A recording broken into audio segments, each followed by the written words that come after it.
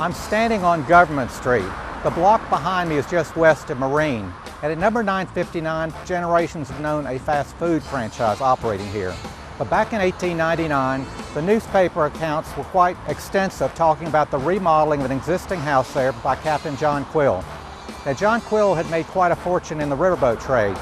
He owned two of the most popular and profitable steamers on the Alabama River, the Nettie Quill, named for his wife, and the John Quill, named for himself.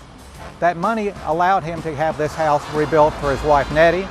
The house had a stone facade, a three-story tower, marble columns on the entrance porch, a side porte cochere, and inside several bedrooms with adjoining bathrooms and a very elaborate first floor that included a dining room paneled in mahogany, a parlor all in white, and a paneled library with inlaid bookcases.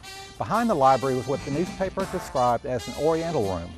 They said it had a stained glass dome, stained glass windows, columns supporting the dome were encased in stained glass with electric lights inside of them. So you can imagine both day and night it would have been a very exotic room. The house had a burglar alarm.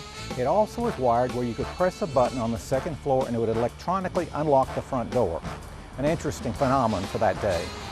The Quills enjoyed the house roughly another 25 years.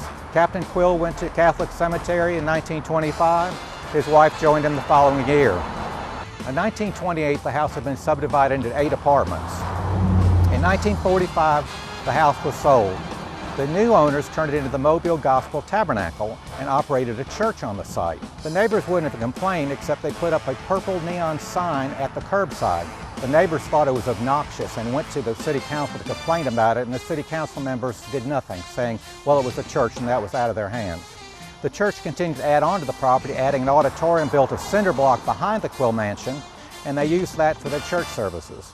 Then they added a school to the mix within the house and named it Greystone in honor of the house.